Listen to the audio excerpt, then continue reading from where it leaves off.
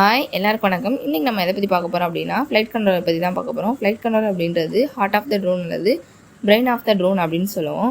இது என்ன பண்ணோம் அப்படின்னா எல்லா ஜிபிஎஸ் சென்சார் ரிசீவர் இந்த டிவைசஸில் இருந்தெல்லாம் இன்புட் வாங்கி மைக்ரோசிப் வழியாக ப்ராசஸ் பண்ணி நம்மளுக்கு டேட்டாவை கலெக்ட் பண்ணி கொடுக்குது. அது மட்டும் இல்லாமல் ட்ரோனை ஸ்டெபிலைஸ் பண்ணுறதுக்கும் ட்ரோனை நேவிகேட் பண்ணுறதுக்கு ட்ரோனை கண்ட்ரோல் பண்ணுறதுக்கு மோட்டரோட ஸ்பீடை எவ்வளோ மோட்டர் சுற்றணும் அந்த இதுக்கான சிக்னல் எல்லாமே ஃப்ளைட் கண்ட்ரோலர் இருந்து தான் போகுது. ஃப்ளைட் கண்ட்ரோலரோட மேஜர் பார்ட் ஐஎம்யூவும் மைக்ரோ ப்ராசஸரும். அது வழியாக தான் ஐஎம்யூலேருந்து இந்த சென்சார்லேருந்து டேட்டாவை கலெக்ட் பண்ணி ப்ராசஸ் வழியாக ப்ராசஸ் பண்ணி நம்மளுக்கு டேட்டாவை கொடுக்குது. என்னென்ன ப்ராப்ளம் வரும் அப்படின்னா சென்சார் மால் ஃபங்க்ஷன் ஆகும், ப்ராப்பராக ஒர்க் ஆகாது. அதே மாதிரி பவர் சப்ளை கரெக்டாக கிடைக்கல அப்படின்னா அந்த கனெக்ஷன்ஸ் டிஸ்கனெக்ட் ஆகி நம்மளுக்கு டேட்டா கிடைக்காது. ஃபிர்ம்வேர் சாஃப்ட்வேர் அப்டேட் பண்ணலைனாலும் ப்ராப்ளம் வரும். அதே மாதிரி கனெக்ஷன்ஸ் வயரிங்லாம் கரெக்ட் ஆகலை அப்படின்னாலும் டேட்டா நம்மளுக்கு ப்ராப்பராக இருக்காது.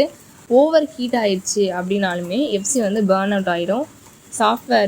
சாஃப்ட்வேர் அப்டேட் பண்ணலைனாலுமே கம்யூனிகேஷன் எரர் வரும். இந்த மாதிரி இந்த ப்ராப்ளம்ஸ் எல்லாம் அவாய்ட் பண்ணிட்டோம் அப்படின்னா எஃப்சி ரொம்ப நாளைக்கு இருக்கும். எஃப்சியை ப்ராப்பராக க்ளீன் பண்ணிடணும், அந்த கனெக்ஷன்ஸ்லாம் கரெக்டாக வச்சுக்கணும், ஓவர் ஹீட் ஆகாமல் பார்த்துக்கணும், பவர் சப்ளை கரெக்டாக கொடுக்கணும், அப்பப்போ சென்சார்ஸ் எல்லாமே கேலிப்ரேட் பண்ணணும், மேக்னெட் பக்கத்தில் எஃப்சி இந்த மாதிரி எஃப்சியை கொண்டு போகாமல் இருக்கணும். இந்த மாதிரிலாம் ப்ராப்பராக மெயின்டைன் பண்ணோம் அப்படின்னா எஃப்சி நிறைய நாள் பார்த்துக்கலாம். தேங்க்யூ.